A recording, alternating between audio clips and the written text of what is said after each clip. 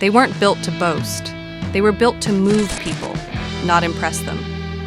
In an era of chrome dreams and muscle giants, these machines whispered a different story. One of struggle, grit, and quiet triumph.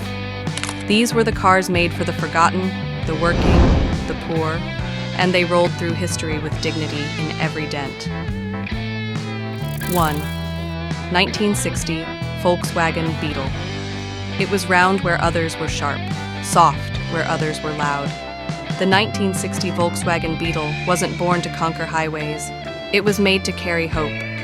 It didn't matter if you were a student, a teacher, or a factory worker.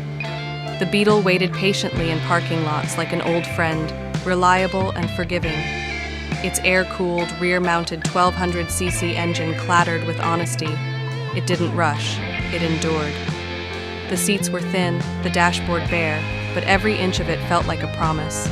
I'll get you there. Fuel economy, unrivaled, repairs, simple, identity, global. This wasn't just a car. It was a social revolution on 4 tires. It moved through cities and dirt roads alike, transporting workers, families, and the dream of mobility itself. There was no shame in owning a Beetle. In fact, it often meant you were smart enough to see through the chrome and chase simplicity instead. 2. 1961 Morris Minor 1000. It looked like it belonged in a storybook, and maybe that's why people loved it. The 1961 Morris Minor 1000 had curved fenders like eyebrows raised in curiosity, a split front windshield that watched the world with wide-eyed innocence, and an engine that buzzed like it was trying its absolute best. Under the hood sat a modest 948 cubic centimeter inline 4. It didn't roar, it hummed, but it never quit. This car was tailor-made for narrow alleys, country roads, and Sunday errands. Inside, everything was simple. A thin steering wheel, toggle switches, vinyl seats, no luxury.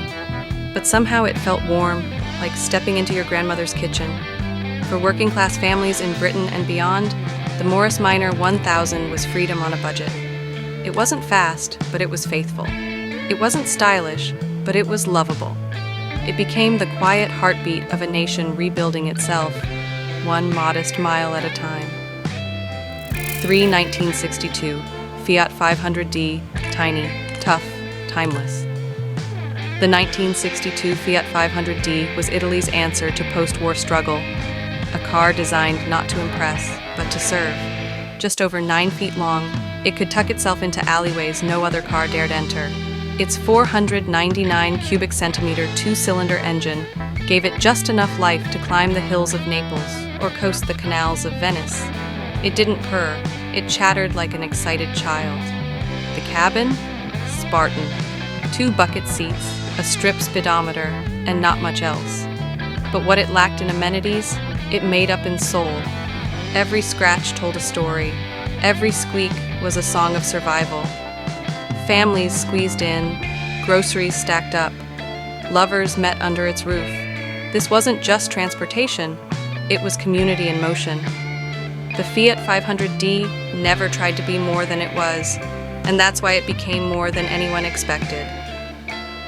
4. Wasn't a car you flaunted. It was one you depended on. Built for the working class of post-war France, it offered dignity at an affordable price. Its 845 cubic centimeter engine, mounted in the rear, barely broke 30 horsepower. But the Dauphine was agile, frugal, and polite on the road. With narrow wheels and a delicate frame, it danced through narrow streets and parked where others couldn't. Inside, it was basic.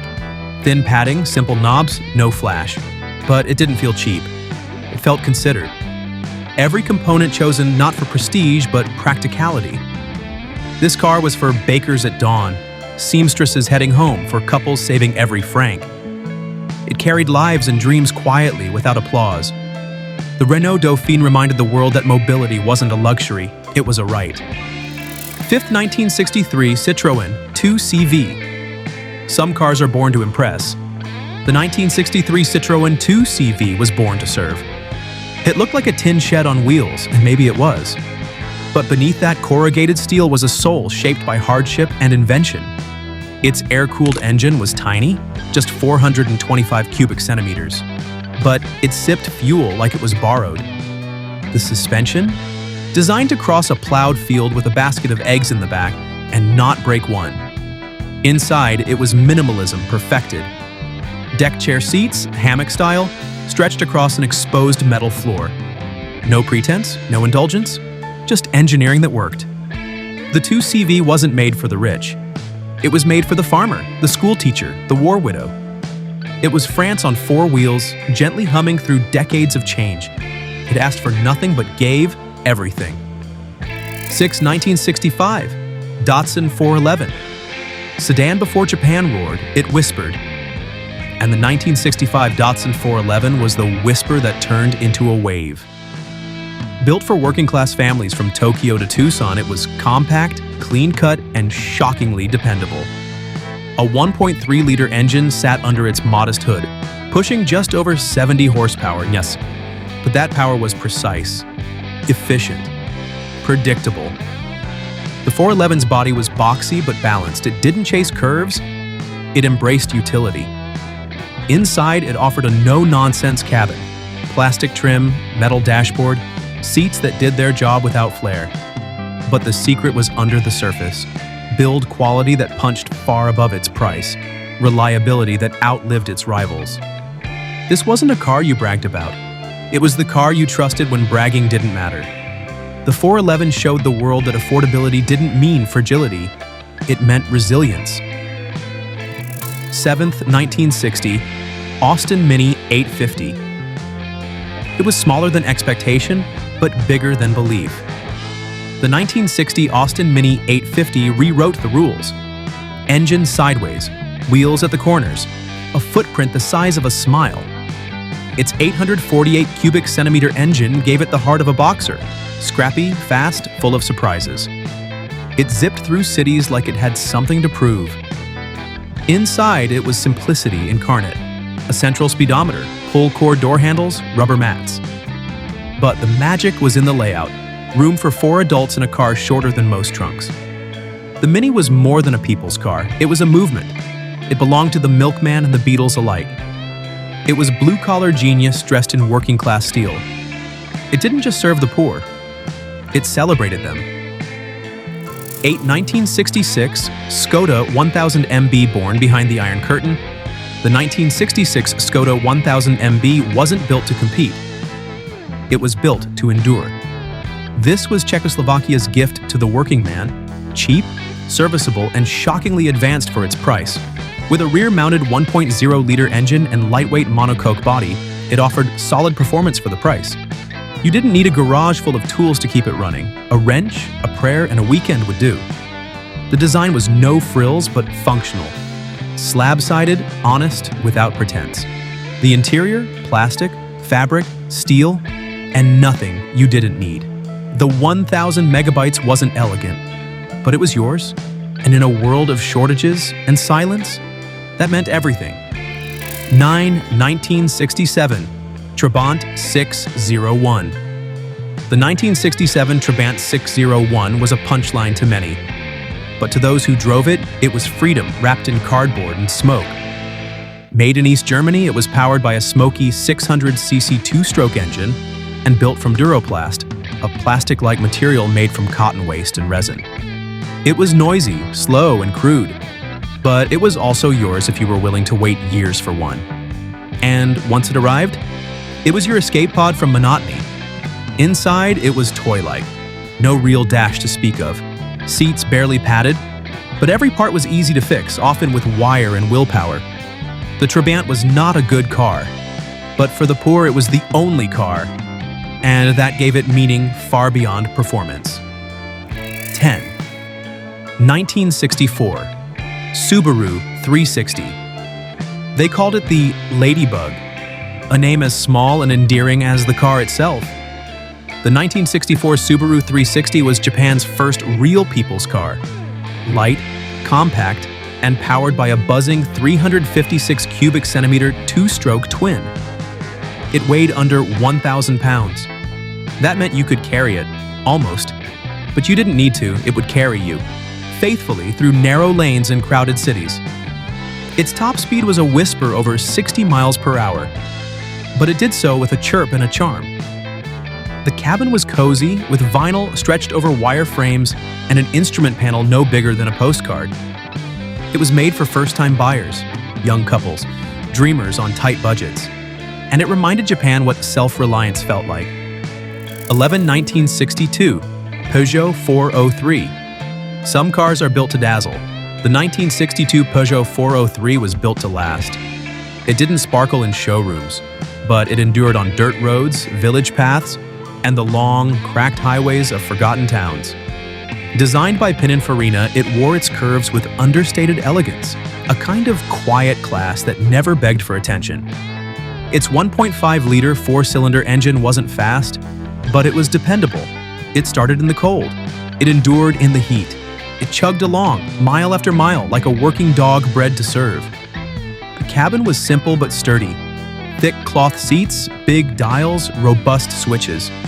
You didn't find luxury here, you found reliability. And in countries where every franc or peso counted, reliability was luxury enough. It became a legend in taxi fleets, from Casablanca to Caracas. Its toughness wasn't a claim, it was proven by time, terrain, and trial. The 403 wasn't flashy, but it was faithful, and for the poor, faithfulness matters more than flair. 12th, 1961, Opel Rekord P2. It wore American styling cues, a hint of fins, a wide grille, a sense of motion, even when parked. But the 1961 Opel Rekord P2 was no Detroit chrome cruiser. It was Germany's humble offering to the working class. Underneath the style was sensibility. A 1.5-liter inline-four gave it just enough push for city errands and country escapes. The suspension was tuned for comfort, the steering light, the controls forgiving. Inside, the dash was neat, logical, built with that familiar German pragmatism. The seats were simple, durable, and unpretentious. For many post-war Europeans, this car wasn't a step up. It was a lifeline. It gave blue-collar families a way to stretch their reach, to leave the village, to find work, to visit loved ones. The Rekord P2 reminded us that dignity on the road didn't need to be extravagant. It only needed to be accessible. 13th, 1960, Aston A40 Farina. This was the car that stood politely between tradition and change. The 1960 Aston A40 Farina, designed by the famed Italian Battista Farina, tried to blend British practicality with a dash of continental grace. And for the poor, it felt like a small slice of style they could finally afford. Its compact two-door body featured a revolutionary hatch-style rear door. It wasn't quite a hatchback yet, but it pointed the way forward. The 948 cubic centimeter engine wasn't powerful, but it was smooth, easy to maintain, and sipped fuel like a miser. The cabin was honest, functional gauges, practical knobs, and just enough trim to feel grown up. Young couples bought them. Retired workers relied on them. College kids passed them down like family heirlooms. The A40 didn't aim for headlines, it aimed for hearts. And it hit its mark. 14. 1965 Hillman Imp. It was Britain's bold gamble, and while not perfect, the 1965 Hillman Imp gave voice to the underdog. Built to rival the Mini, it featured a rear-mounted 875 cubic centimeter aluminum engine, water-cooled and surprisingly spirited. The engineering was clever, maybe even too clever, and maintenance required a bit of love. But the payoff? A car that handled beautifully, turned heads with its tidy design, and cost less than most bicycles today. Inside, it felt airy. The large rear window, light controls, and smart dashboard gave the Imp a bigger personality than its dimensions suggested. Built in Scotland, it represented pride, hope, and a chance to break into a new industrial age. Yes, it had flaws, but it also had heart. And that was enough for many buyers who needed wheels without debt. 15. 1964 Renault R4. To call it basic would miss the point. The 1964 Renault R4 was the Swiss Army knife of cars, built not just for cities, but for fields, farms, and forgotten trails. Its 747 cubic centimeter engine buzzed like a wasp, powering a suspension system that could flex over bumps and mud like a goat on a mountain path. It was front-wheel drive, one of the first of its kind in a mass-market car. The inside was pure utility. Bench seats that folded flat, a flat floor for cargo or passengers, controls that looked like they were borrowed from a tractor, but everything served a purpose. The R4 was for grocers, postal workers, monks, students, and everyone in between. It didn't care what badge was on your shirt, only that you needed to go. France loved it. The world followed. It wasn't the people's car by design. It became one by destiny. 1960. Simca Aronde P60. It was a French sedan dressed in a suit 2 sizes too big, but it worked. The 1960 Simca Aronde P60 was an affordable path to elegance. With flared arches, a split grille, and sweeping 16th lines, it looked more expensive than it was. Beneath the hood, a 1.3-liter engine worked with surprising vigor. It wasn't fast, but it was spirited, and in the hands of the poor, it felt like liberation. Inside, it offered charm: 2-tone dashboards, chrome switches, and cozy seats that cradled rather than propped. This was the car for the modest dreamer, the family man with taste, the seamstress with ambition. It offered grace without greed.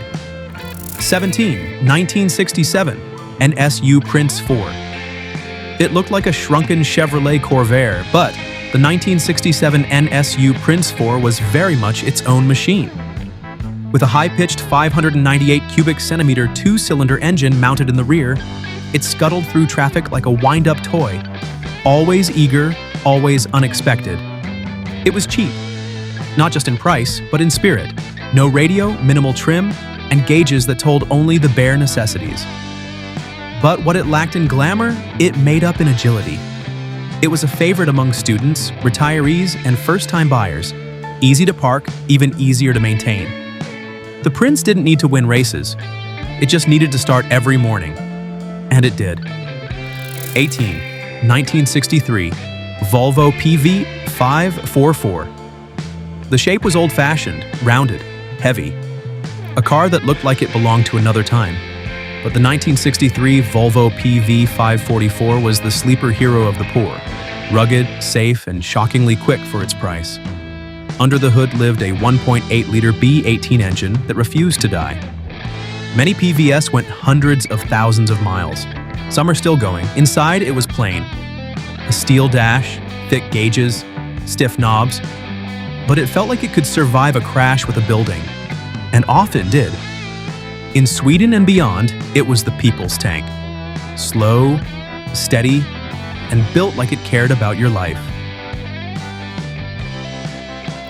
1966 Toyota Corolla E10.